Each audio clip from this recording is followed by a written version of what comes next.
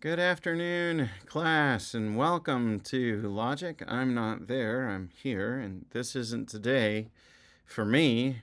It's today for you. It's Saturday for me, so I guess 3 days ago.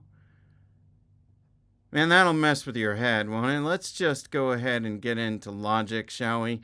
Um, Today we are starting into our final unit in this class. So we've had 2 units already. The first unit was on understanding.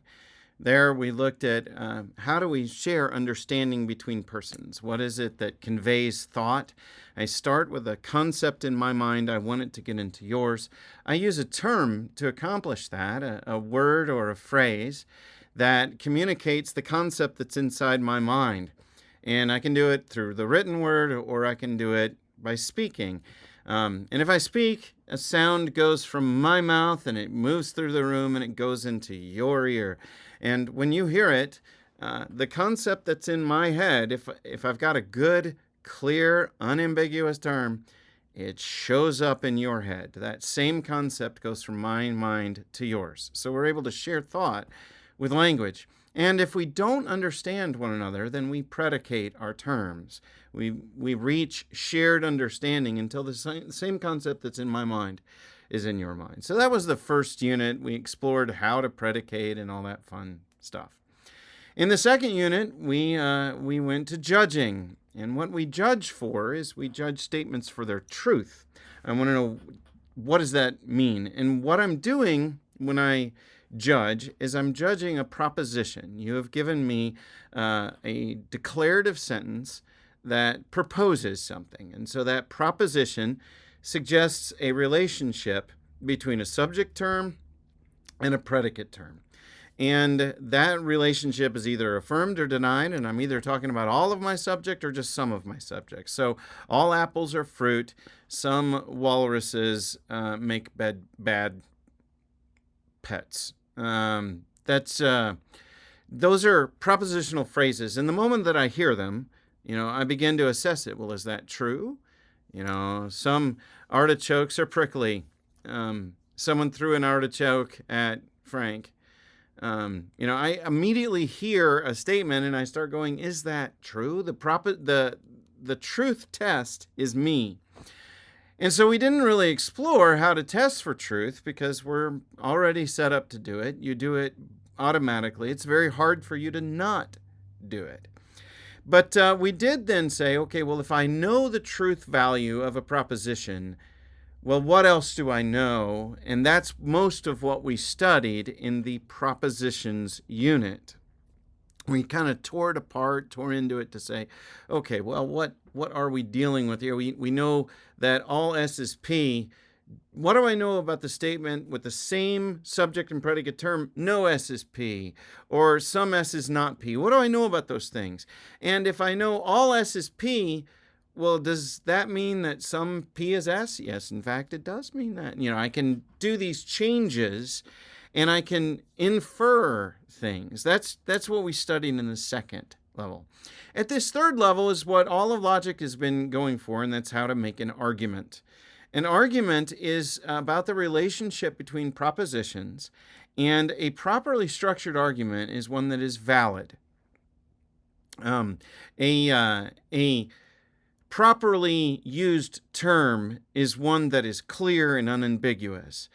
A proper proposition that passes the test is one where the statement lines up with reality as I experience it, so it's true. In an argument, I'm not looking so much at the truth value of a thing or whether it's false, as I'm looking at the relationship between the different propositions and between the propositions and the end result, the conclusion that I'm wanting to prove. And what I want to know is that put together in such a way that if the propositions if the terms are all clear, and if the propositions are all true, have I organized it in such a way that the conclusion also has to be true?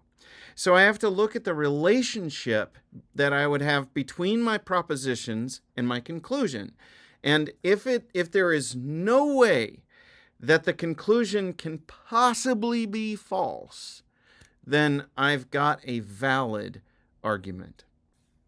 Now, all that I just said might make this all sound very complicated. So I'm going to read to you a piece from a guy named Peter Kreeft, or is it Kraft? I don't know how to say his last name. It's spelled Kreeft. I think he says it Kraft, but then I think he says it wrong because it's spelled Kreeft, but then it's German, so who knows? Anyway, Peter Kreeft, when he's introducing the idea of recognizing arguments, he's got this really helpful analogy. So I'm just going to read this to you. Bear with me. I'm going to be looking down. So detecting arguments is like crabbing. Suppose we're fishing for crabs with a net. We must first, 1, detect the presence of a crab before we can hope to, 2, get it into our net. And we must usually get it into our net before we can, 3, tell whether it's one of the edible kinds of crabs or not. These 3 steps apply to arguments as well as crabs. The critical question about any argument is whether it is whether it is logically valid or not, whether the mind can accept it, or whether it is mentally edible, so to speak. But before we can do that, we must first, 2, be clear about what the argument is saying. And we do this by putting it into logical form, especially the form of a syllogism. That kind of corresponds to the net.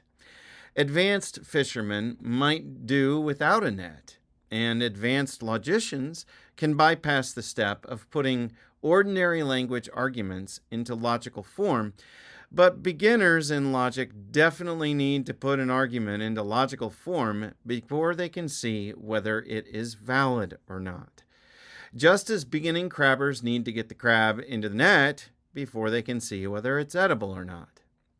But even before we can do this, number 2, we must first detect the presence of an argument, as we detect the presence of a crab. So that's 1, right? If we wave our net of syllogism randomly, we will probably not find an argument, for there is much more in human linguistic communication than arguments, just as there is much more in the sea than crabs. Detecting the presence of an argument is not something that can be taught mechanically. It is an intuitive seeing. There are mechanical principles for testing the validity of an argument, and we will learn these shortly. But there are no mechanical principles for testing the presence of an argument. So what does all that mean? Well, imagine you're going to go out and spend a day crabbing. You go and you get in your boat. You head out to sea, you're wearing a nice sweater, and all of you are wearing hats. And you throw your crabbing trap over the side into the sea. Imagine that's kind of like you're going out to interact with people who are going to communicate with you. Well, not everything that people say is an argument. Sometimes people express strong opinions, or they may give reasons for things that are not that are more justifications or explanations, rather than arguing for the truth of a conclusion. So you've put your thing over the side, and maybe when you haul it back in, there's a lot of crabs, and maybe some crab-like things generated by AI, as you see in this picture here. But do you have actual edible crabs? Well, we'll deal with that in just a second. But first, you've got to sort through and say, okay, is this even a crab at all? Is this actually an argument? So you go through the debris from that you've pulled into your net, and you pull out maybe a ray, or you pull out a skate or an octopus, and it's like, that's not what I want. I wasn't looking for those, and I can't test those the way that I can test crabs. But say you've narrowed it down now, and you've got crabs, and they're actual crabs. Okay, so are these edible crabs? Because there are crabs in the sea that if you eat them, you will die. There's a kind of crab, for instance, called a gorilla crab. Aren't they cute? A gorilla crab is it's an invasive species to most coral reefs. But more than that, if you catch it, cook it, and eat it, there's a toxin in it for which there is no antidote and there is no cure. You're going to die. Don't eat gorilla crabs. It's a very bad idea. Now, there are also in the sea crabs called Dungeness crabs. And in addition to Dungeness crabs, there are snow crabs, and there are king crabs, and there are Jonas crabs, and there are a lot of crabs that you can eat. There are blue crabs if you want to waste your time eating blue crab, because by the time you're done with all the work it takes to get them out of the shell and eat them, you're hungry. It's a lot of, and there's not much meat in a blue crab, but you can eat it and you won't die. So there are edible crabs and there are non-edible crabs. Well, similarly, there are arguments that we're going to have to put through some pretty rigorous testing, and we're going to discover that some arguments actually work. Your brain can accept them. They have proven their point. They are valid arguments. They're structured in such a way that if the terms in them are all clear, you have clear understanding of everything that's being said, and if the propositions are all true, then the conclusion is unavoidable. It has to be true. There are also arguments that fail even though all the terms are clear and all the prepositions are true, but they still fail because they are not structured in such a way that they're valid. But we'll get to that in a moment. Right now, let's concentrate on figuring out whether the thing's a crab. Is it even a crab or not? Now, as Peter Kreeft said, somewhat like the concept of truth, you don't need to be wired for this. You just need to kind of train your mind to look for this. A true proposition is one that you automatically kick into. A valid argument, or the existence of an argument, is something that once you've understood what an argument is, you'll start doing it the same way that you just automatically assess for truth.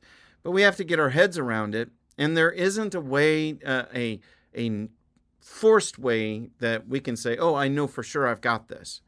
There are, however, some kind of code words that we can look for. And there are kind of structures that we can look for that will lead us to be able to start detecting arguments. And once we've done it, once we've kind of got our head around it, even if they don't use those code words, we'll still be able to see, oh, that's an argument that you're making there. So if I want to say that I have or I have not got an argument on my hands, what is it that I need to look for? What is kind of the bare minimum of what it takes to make something an argument? You're going to need two things.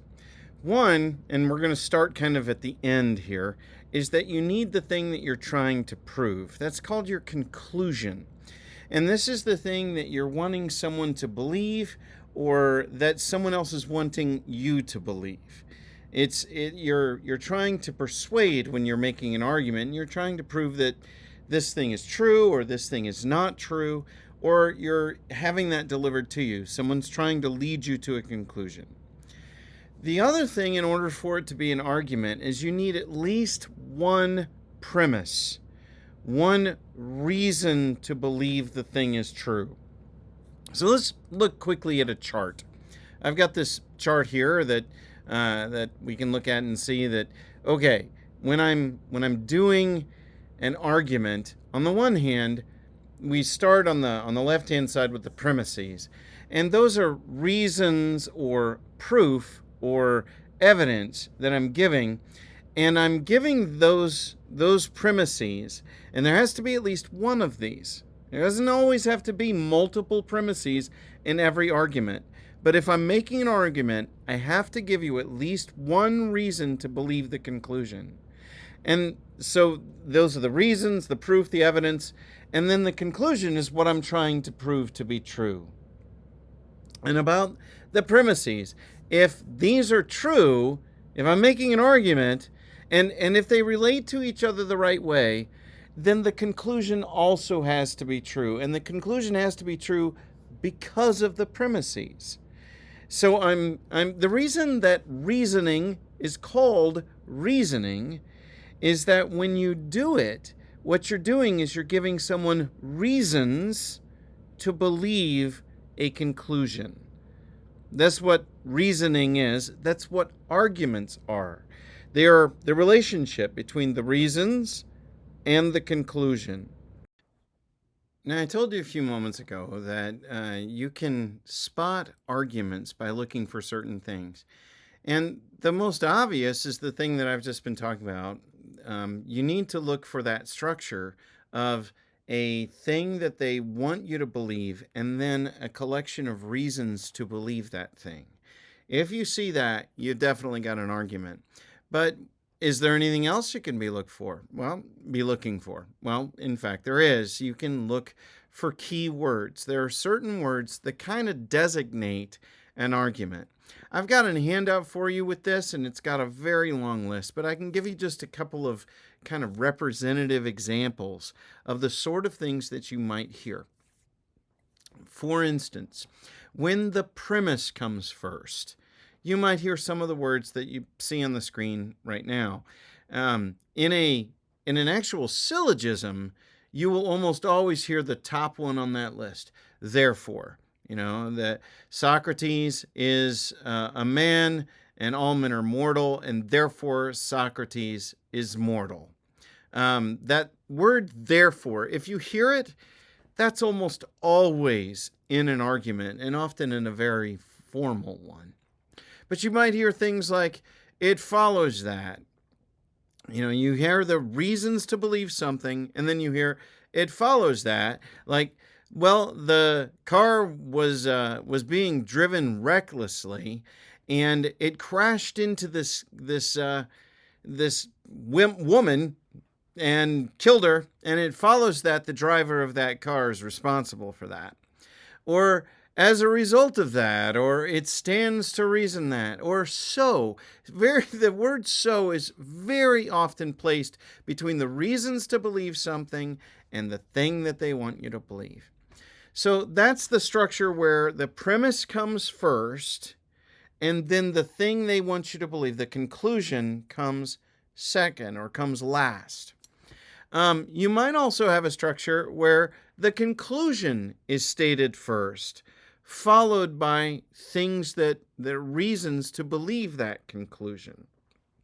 So you might hear, you should eat at Vito's Pizzeria in Chicago because he's my cousin and he's an incredibly good cook. The ingredients he uses are all top notch, and the prices are really pretty good. You're not going to get better pizza in the whole city of Chicago.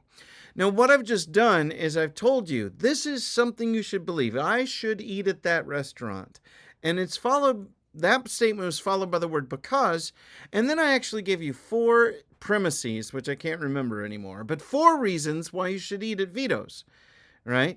The conclusion came first, followed by a bunch of reasons to believe it.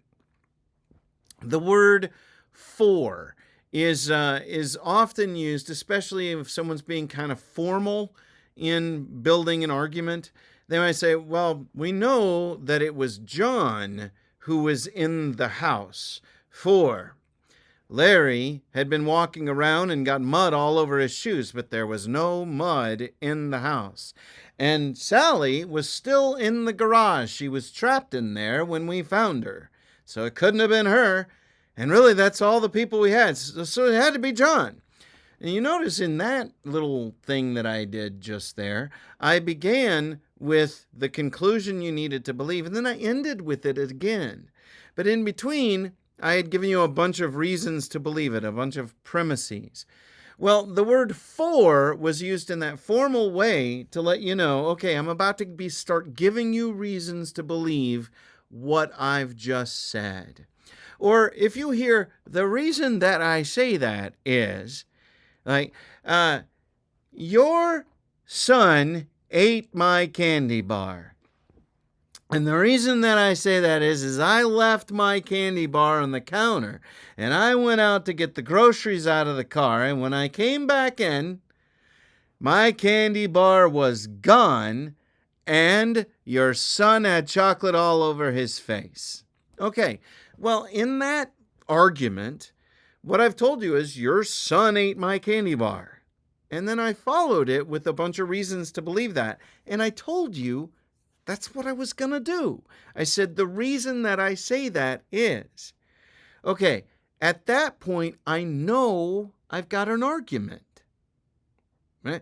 These are kind of keywords, and like I said, I've got a handout with a ton of these. If you hear any of them, you should start listening. Okay, am I getting reasons to believe what I just heard, or am I about to get a conclusion I should believe? They aren't always used that way. The word because, for instance, is sometimes used less for an argument and more for an explanation. We'll get into the difference about that in just a moment. But if you hear these key words, then your ears should prick up. Maybe I've got an argument here. All right, so just for the fun of it, I'm going to throw at you two statements and see if you can figure out which, if either of them, is an argument. Okay, so what I'm going to want you to do is we are going to pause the video for, I don't know, 3 or 4 minutes. I just want you to, it probably won't take that long, maybe 2 minutes. I want you to discuss the difference between the two statements you're about to hear and see if you can figure out which, if either of them, is an argument. So on the screen now, you see our two statements. The first statement, he must be guilty because he has shifty eyes. And the second statement is, he is absent because he is ill. Okay? First statement, he must be guilty because he has shifty eyes. Second statement, he is absent because he is ill. Okay. At this point, pause the video for a moment, think about it for just a few moments, and then discuss this. Which, if either of these, do you think might be an argument? And when you've reached a good point in your discussion and you feel like you're done, go ahead and push play, and I'll be here waiting for you, and we can think about it together, and I'll tell you the answers. Go ahead and pause me now if you haven't. If you have paused me, this is awkward. Okay, we're going again. All right, so which of these do you think was the argument? Well, it turns out that one of them is, and the one that is an argument is he must be guilty because he has shifty eyes. The second one, he is absent because he is ill, is not actually an argument. I believe that's what we call an explanation. Now, how can I know that either of these is an argument? Let's deal with the second one. He is ill. Is that a reason that is being offered for you to believe that he's late? Or is that a reason being offered that he's late or absent? Pardon me. Is he, you should believe he's absent because he's ill, or you should understand why he's absent. The reason you should understand why he's absent is that he's ill. But it doesn't convince you that he's absent. What is it that would convince you that someone is absent from class? Well, you're in the class and they aren't there. That would convince you. So your own senses would be convincing you. You wouldn't actually need an argument to prove their absence from the room. But you might wonder, why are they absent? And someone might explain it to you. Now, that key word because might have triggered you into thinking, oh, that has to be an argument. But if you think through this is why we do this exercise. It's to help you consider, okay, well, is that a reason to believe the statement, or is that an explanation for something that I already know? Now, let's turn our attention to that first one. He must be guilty because he has shifty eyes. Okay, is that an argument? Well, I'm not going to comment on its excellence. It's not a very, well, I guess I am going to comment on it. It's not a very good argument. But it is, in fact, an argument. It's giving you a reason to believe the conclusion they want you to believe. Now, which of these statements, which part of the statement is a conclusion? Well, it's that he must be guilty. I want you to believe that that person, whoever I'm talking about, is guilty. Now, I'm going to give you a reason to believe that, and my reason is he's got shifty eyes. If I were to put this into the form of a syllogism, that might go something like this. All those who have shifty eyes are guilty. And he, that guy, has shifty eyes. Therefore, that guy is guilty. And it turns out that I've just structured a valid syllogism. That actually is a valid syllogism. But the question would be, is that first premise true? Is it true that all who have shifty eyes are guilty? Do people ever have shifty eyes for reasons other than the knowledge of their guilt? And you might explore that. You might say, well, I'm going to test that for truth. But that wouldn't make the syllogism invalid. You know, the syllogism wouldn't break down in its form. The relationship among all the parts would work well. It would be another logic test that we would be applying to find that this argument's not real good. That test we would apply would be at the level of judging. We would be judging the truth of one of the premises.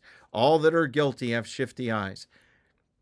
That doesn't work. We would say, I don't know that that's true. So because it fails one of the tests, the overall argument fails. But all of the terms in the argument, they're all clear. You know what you mean by guilty. You know what you mean by shifty eyes. And presumably, you know what you mean by that guy. So all the terms are clear. And as I've told you already, the structure of that, I haven't taught you the structures yet. But the structure of that actually does work. So that would be a valid syllogism, and it would have clear terms in it. But it would have a premise that would fail. And this might as well be a place where I show you something that I've actually been showing you the entire class. But let me just make this overt, this thing that's kind of been there but hidden. In logic, there are 3 levels that we test at, these 3 acts of the mind, and the 3 levels each have an individual test. When it comes to testing an argument, those are the 3 ways that I can test an argument to decide, is this an edible crab? Or is this a poisonous crab? If it fails at any of the 3 tests that I've taught you to do, if it fails at the level of understanding, if it fails at the level of judging, or if it fails at the level of validity, then you've got a poisonous crab.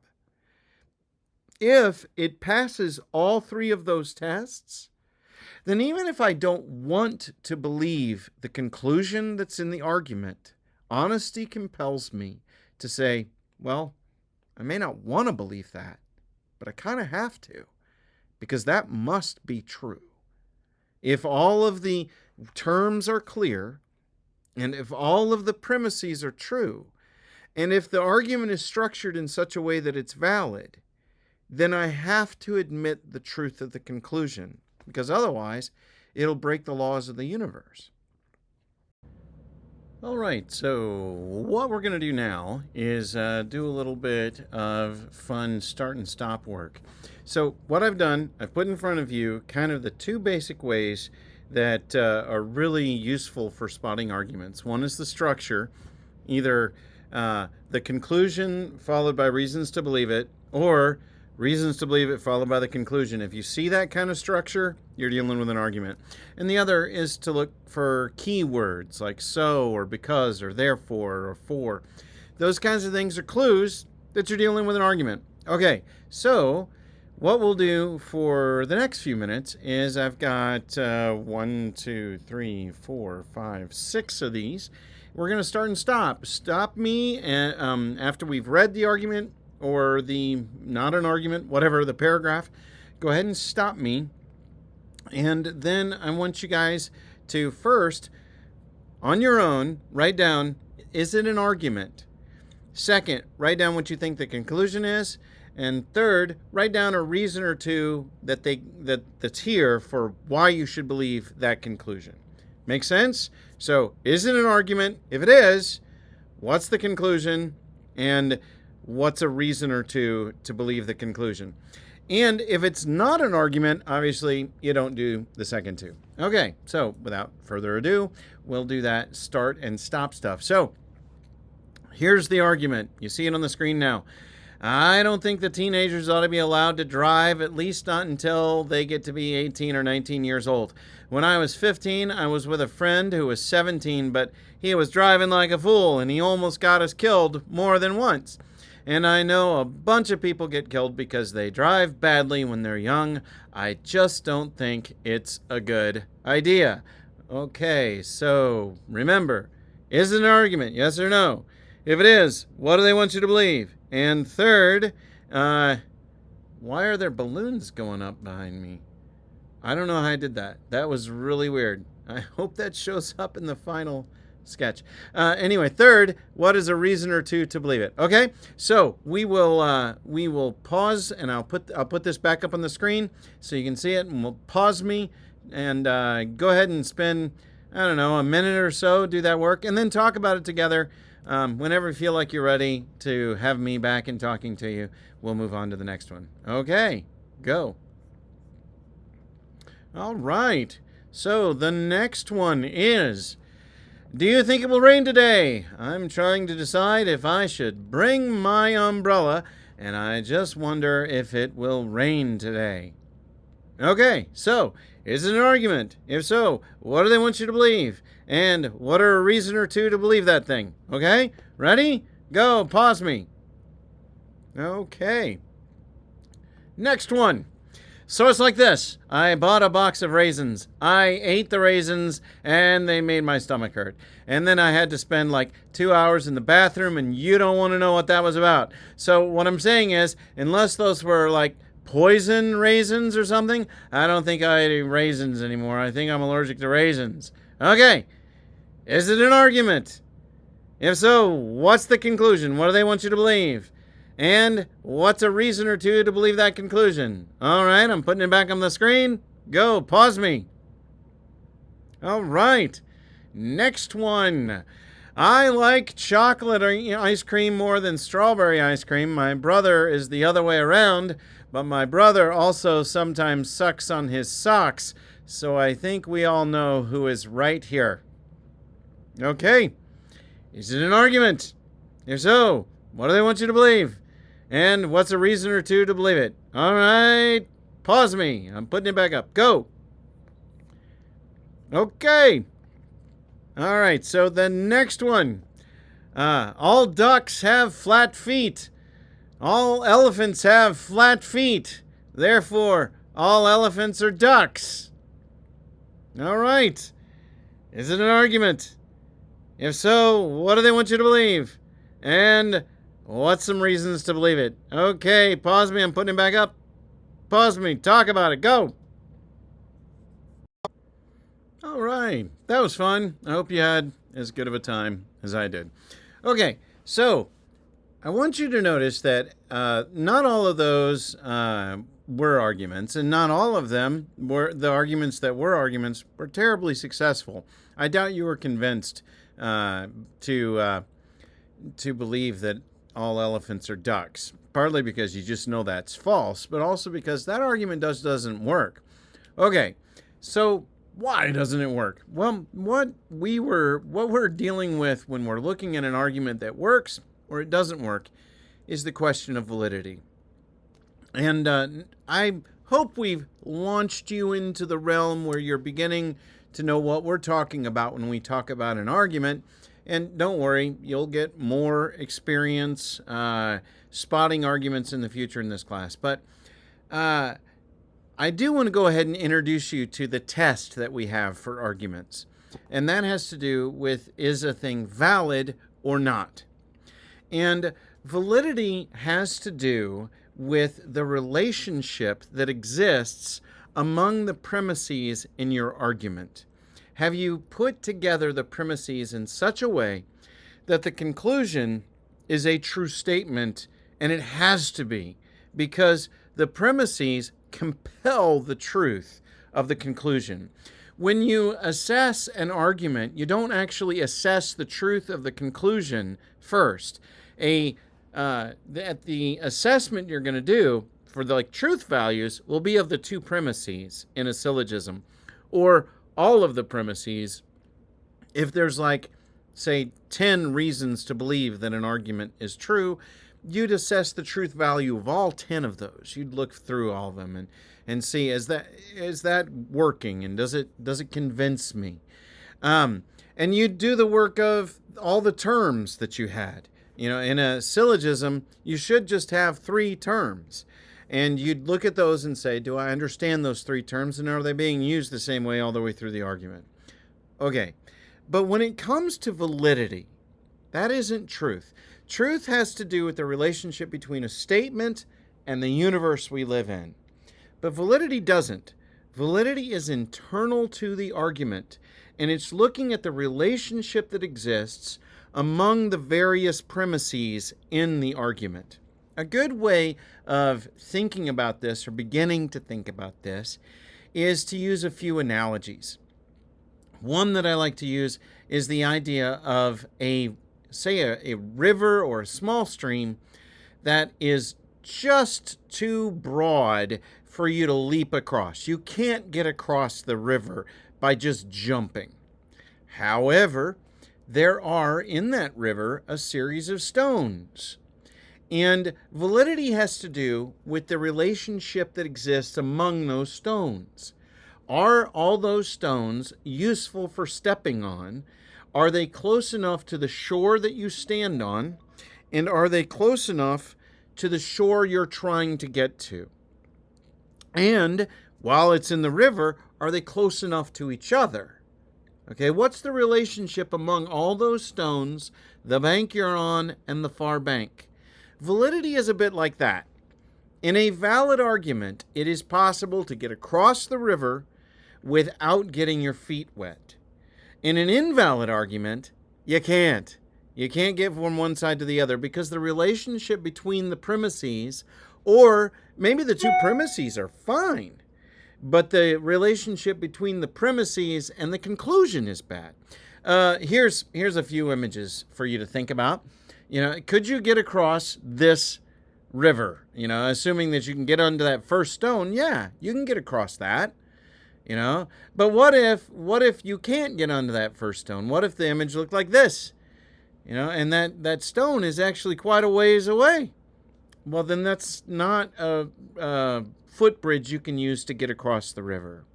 Or what if the footbridge looked like this, so that it goes out into the river and then comes back to the same bank you started on?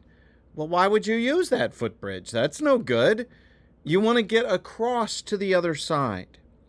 In a valid argument, what you're able to do is to go from this premise to this premise to the conclusion, and you're able to get there. And in fact, in a valid argument, the conclusion is compelled by the premises. It's not just that you can get across, it's that it's necessary. You have to get across because the premises compel the conclusion.